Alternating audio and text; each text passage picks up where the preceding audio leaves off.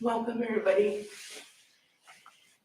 My name is Alma Chavez, and Ken Small cannot be here tonight, so I've been called to lead this meditation class. Just for some background, I'm a Reiki master, holistic healing coach, and yoga teacher. I've been part of the Dharma Temple Sangha for approximately a decade, and I'm very happy to see you here tonight. Just to honor what's so, we're going to keep it as Zen Buddhism. So we're going to start with a silent meditation, and we'll take it from there. I'm going to ring the bell to start the meditation.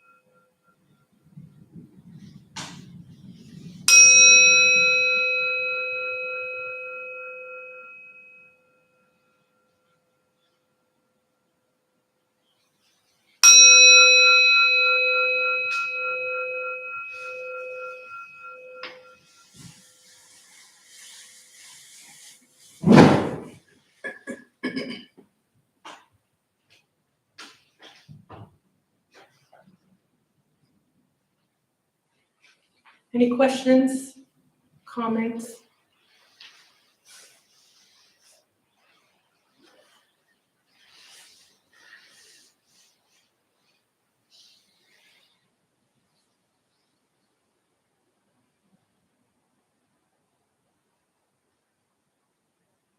Anything to share with the group?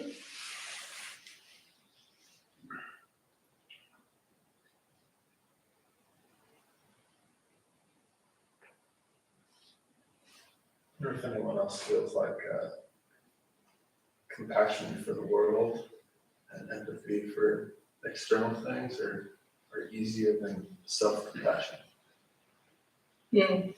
Compassion for others and empathy for others is harder than self-compassionate empathy for yourself.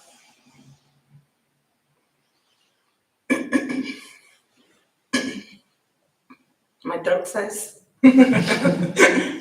That's a hard pill to swallow. Based on my understanding and what I discovered for myself, the focus is usually on the outside. Our focus is usually on the outside. If the conditions of the world will change, I will be happy, right? If this person will be in my life, I will be joyous, etc., etc. In that sense, for me, Zen meditation brings my focus back to myself. The three basics being my posture, my breathing, and my awareness. Even if my human condition doesn't change, and I'm still more compassionate towards others than myself, I can become more aware and be with it. When I said that, I almost felt like, wouldn't that be self-compassion? Wouldn't that be empathy for myself?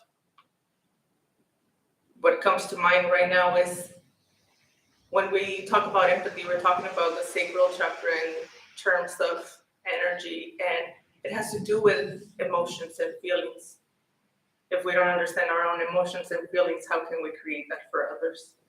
So maybe this could be a good opportunity to take that on. I'm doing it for myself. Thanks for sharing. Anything else that comes to mind? Anybody else?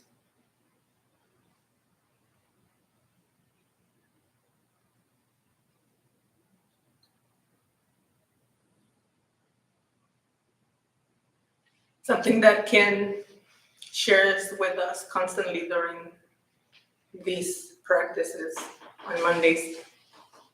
Zen meditation is an invitation to be with what's so, to be with anything and everything that arises, and practice arising and falling moment by moment. He described that as flowing with life. And I actually took a note of it because I really like that. flowing with life, arising and falling moment by moment.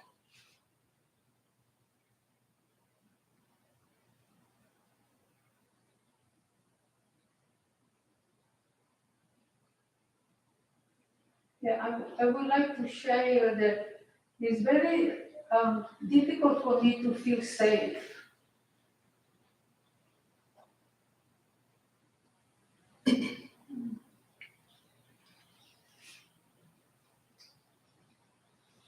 And I look at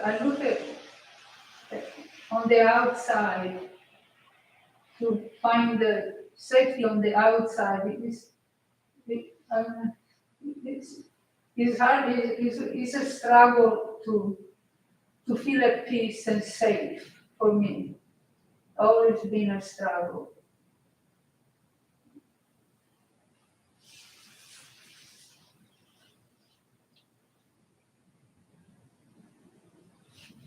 Thank you for sharing that. It is hard to feel safe.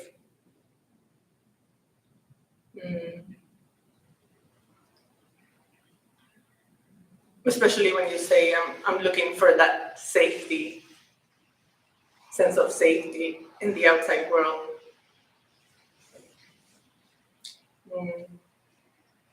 What I can share with you is we have a nervous system. Most of us, it's not regulated. We are very reactive, right? Jumpy, defensive, already thinking about what's going to happen. And the worst case scenario is what comes to mind.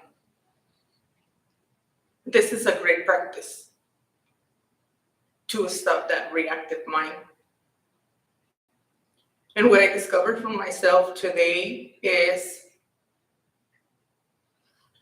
how I'm saying awareness, posture, and breathing, right?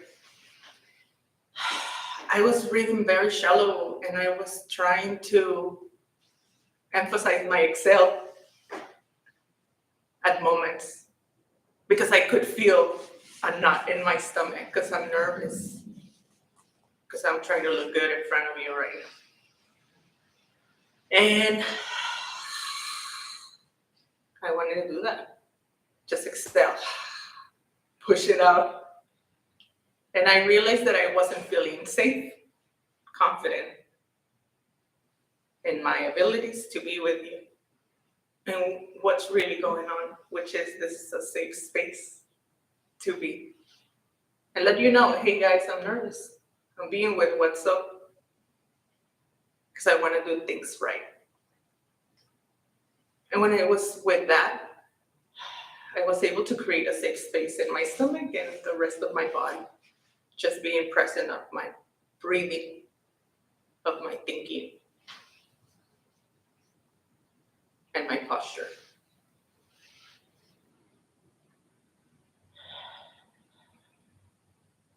And I'm still doing it.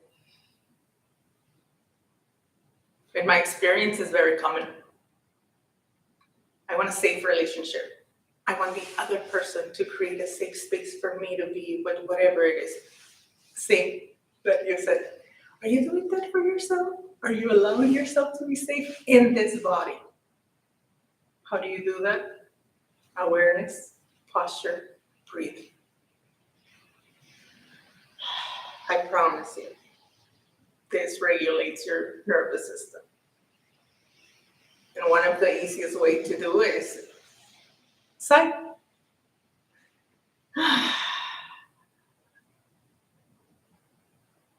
Breathing. It's all in the breathing to start.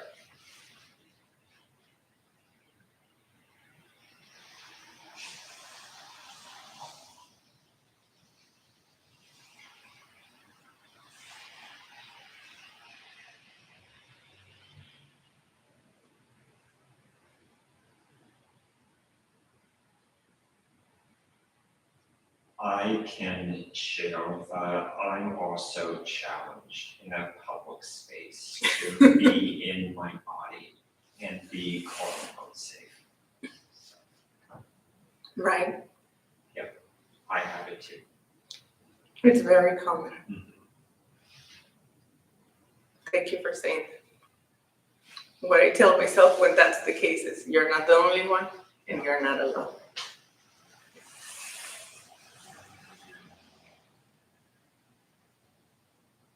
Anything else to share? Any questions, complaints, comments? I like that you mentioned how we want to feel safety in others in relationships, because I feel like I've been kind of falling back on that instead of creating this safe space for myself within. So I'm really glad that you shared that, and I came here for that and got to meditate with you guys. Thank you for being here.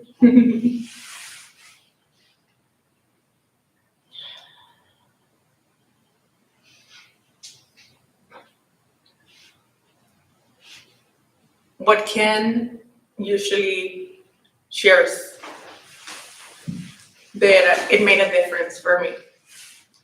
Zen Buddhism invites us to take our practice to the level that is needed, meaning you don't need to be at Dharmabam temple for 20 minutes, sitting on a safu, being led by somebody else. You can do your meditations daily, even if it's for 2 or 3 minutes. Just take it on as doing 2-3 minutes multiple times throughout the day. For me, that really makes a difference because it creates myself, inviting myself to practice no matter what the conditions are. And I've been taking that on even at work. The last thing that Ken brought to our attention is that just consider that exercising could be your meditation. Just take a walk and take deep body posture, breathing awareness. You can be on your bicycle, on the treadmill, and make it a meditation. So I really like that, especially because a lot of us are taking on physical movement, working out for the new year. So consider that a contribution from Ken. May I ask a question? Yes, of course. When you say posture, what kind of posture? And what, can you explain posture and awareness? Yes, thank you for asking. So posture doesn't mean you have to be in lotus position, cross-legged on top of a cushion with your hands and, hands together, or any type of mudra or hand gesture. It's just being mindful of your posture, because your posture will impact your ability to breathe deeply, your ability to allow your stomach to expand with every breath.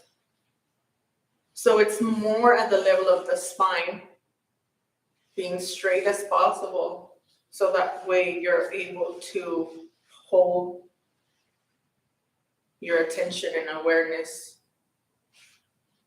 in anything and everything that shows up. As comfortable as you can.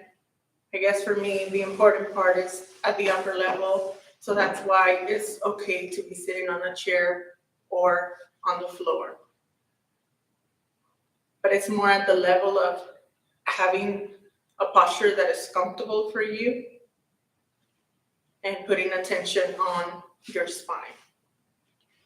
Awareness will be your consciousness being directed to your body, what's going on around you, your breathing, your thoughts, and just being with it.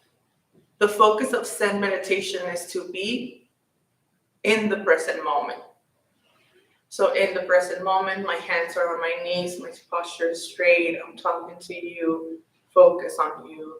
Okay, what's going on around me? There's silence. It's just being with your surroundings and whatever is going on in your inner world. That's awareness or consciousness. Did I answer your question? Yes. How was the posture for you sitting in that bench? Did it work? It's, I, I have, it's a learning process because I don't have good posture and I have the tendency to escape my body and to escape the moment. So it's a learning process. It's great. Just consider that, at least for me, what gets in the way, and I always want to ask Ken, what if I'm in pain? What if I'm sad? There's always discomfort that throws me off. So that's why we're bringing up the posture, because if you're not comfortable or you don't create that comfort or you just create being with the discomfort, it might seem a little harder to push through. You guys did great. It was 20 minutes. And I was actually thinking about that at one point. Wow, there's not a lot of people moving. Because that means you're aware and creating comfort for yourself within your body as well. Any other comments, shares, questions?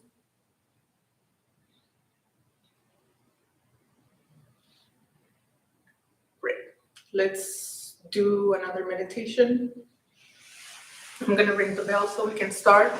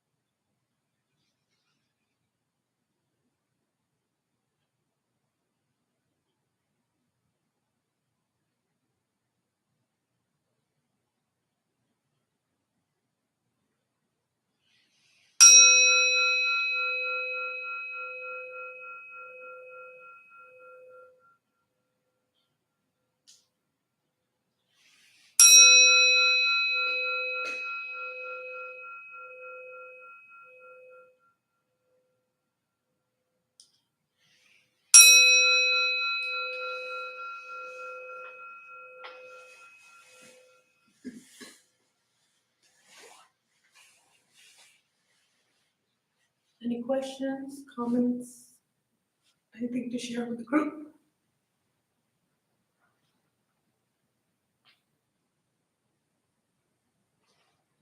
I'm kind of newer here, and a lot of times I feel like I get really distracted. I know that's sometimes part of the process.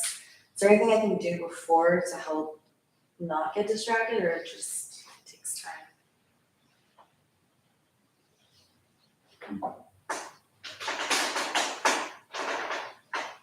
What's getting distracted? Like my mind, I feel like my mind, I think of all different things, and I know I'm trying to, so like when that happens, is there anything to do to prevent that, or to like make it so it's less likely to happen? Oh, okay. The mind was made to think, Mhm. so there's no such thing as your mind is gonna be blank. Mhm. There is moments of equanimity where you're able to perceive that. However, you are correct in the sense of it might be the same amount.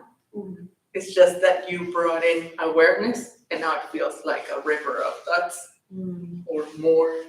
Mhm. However, it's the same amount and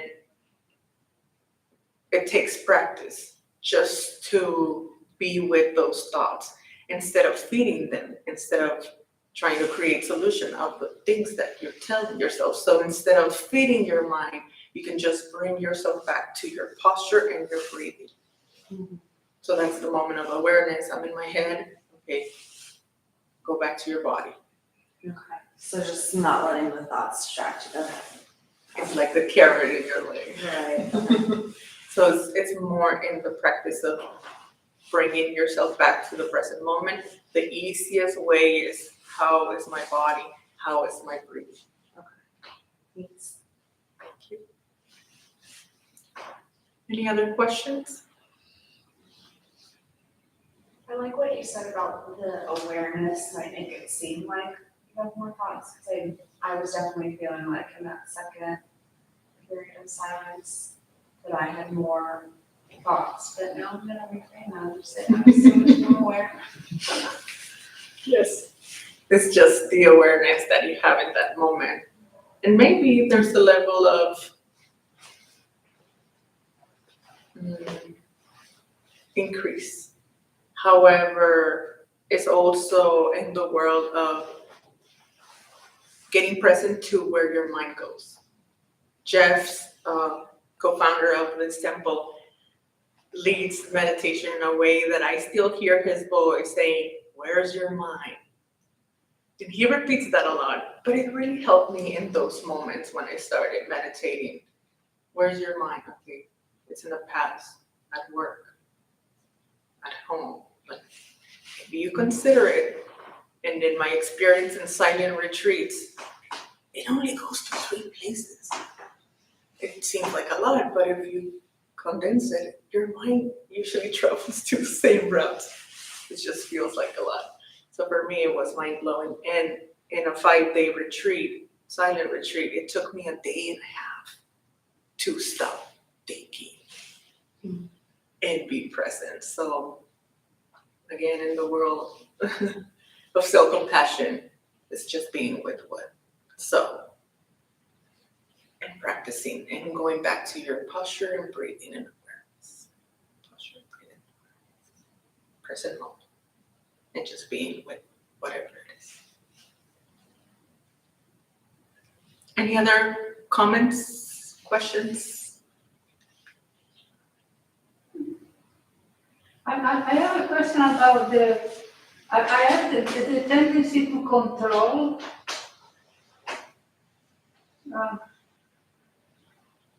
And so, can you explain to me control and surrendering?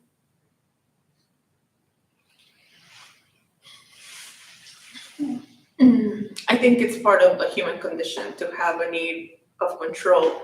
I will call it a game of your mind, because in reality, if we consider there's more things that are out of our control. However, when it comes to control, comes to mind right now is that you can determine how controlling you're being by the way you're breathing. If you're breathing shallow, it's almost like you're gonna cause an anxiety attack to your own system, right? It's almost like you're holding on, like I was expressing I was doing with my own breathing in the beginning. The easiest way to give up control is to return to your body, and believe it or not, just by doing a sigh or a deep exhale, you're gonna alter the way you're breathing. And it's almost like your nervous system allows you to understand that you can trust yourself. That no matter what happens, you're gonna be inhaling and exhaling. And just create, again, that safe space within you so the need for control decreases. In my experience, it might not go away, but it might give you an advantage for you to take care of yourself. And the need and the game that your mind might be creating will be disrupted. In the sense of looking that the conditions on the outside are altered by focusing on your inner conditions being altered, creating that space for whatever arises. For me right now, I'm in the space of tranquility, in a sense of happiness. For you, it might be compassion. For you, it might be peace of mind. So again, it's almost in the same realm of posture, breathing, and awareness. Did I answer your question? Thank you. Thank you. Anything else that comes to mind? So much. Well, let me tell you about my life in the Dharma Temple. So just to let you know, we opened the Dharma Temple 15 years ago to introduce Buddhist practices to those who show up. Those who lead are not nuns, monks, gurus, masters, or teachers, and are not looking for students. They are simply practitioners sharing their interpretation of the practice with others. Almost every night we have different classes led by people from various Buddhist traditions. We have a recovery sangha that meets several times a week for anyone battling addiction. We have a family sangha for parents, kids, and toddlers and teens, which meets once a month. And a half-day silent retreat the first Saturday of the month. Everything we offer here is always free. The full schedule is on our website and posted in the entryway above the shoe rack. We also have a lending library. If you see a book you like, feel free to borrow it and bring it back whenever you're done with it. Thank you for being here. And we hope to see you soon again, and we wish you well. Thank you so much. Thank you.